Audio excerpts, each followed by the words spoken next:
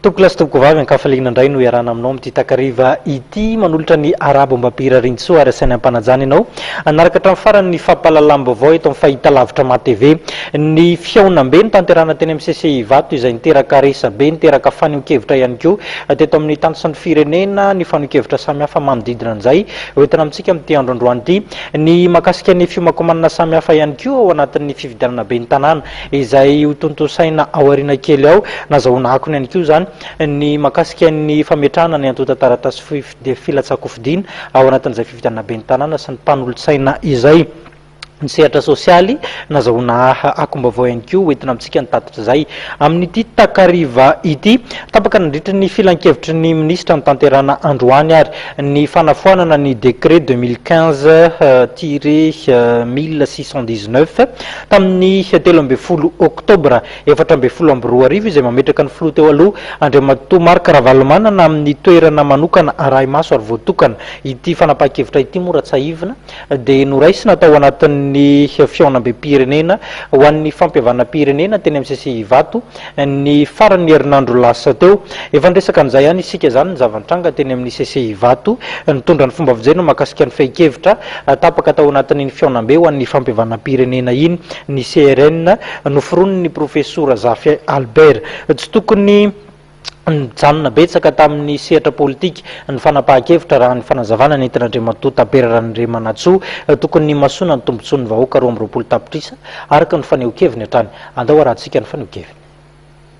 Na dia tao anatin'ny tolo-kevitra na rosom-bizaika nandritra fiaonam-be nasionaly ho amin'ny fampihavana pirenena azy amin'ny fametrahana ny rafitra CNR dia tsy mamala ny fitakiany CRN izay noforoany profesora Zafy Albert ho ny sekretera jeneraly Taberarandriamanantsoa. Ny CRN izay tsy nandray anjara tao anatin'ny dinika nasionaly ho amin'ny fampihavana pirenena izay natao teny amin'ny CCI vato ho 20 aprily hatramin'ny 2 May lasa teo. Zay tsy nandray anjara zay CRN dia mety misy magnontany hoe tsy nandray anjara ka anao any tany za tany nasaigna amin'ny ouverture sy amin'ny famaranana dia magnaja an'izay fanasana zay fa zay tsy nandray anjara. Hita moa le résolution teny nagnaraka tokoa zay ny fivoriana teny fahitana anazy zany le fivoriana teny zany le fampihavana pirenena teny zany sy fampihavana teny ho ataon'ny malagasy fa fampihavana pirenena ho angalana vola ny vazaha dika ny vazaha zany no guideny igny fampihavana an'igny raha hitasika ny résolution zao dia hita afenipena daholo koa ny résolution nanao signature teny tsy fantatry ina natao signature ohatrany miendriketrika ny mapotoa miteny ary gnavaty amin'ny findram-panjakana fa tolo-kevitry ihany fa sy signy notanterana nefa soniavina zavatra zay zao dia famaofao aminay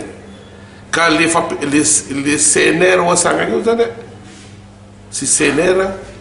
le everanay anazy raha nagnaraka an'iny fivoriana zay fa CNR napetraka ohatrany FFM ihany io tamin'ny tetezamita ho angalana vola ka zay zao dia mbola mivory manaramaso inona mary moa CNR ty mapetraka agnategnanay aty moa ka le CNR dia miainga avy aty amin'ny CNR daholo ny volavolan-dalàna hoentika amin'ny assemblée nationale nefa ny assemblée nationale ho ravana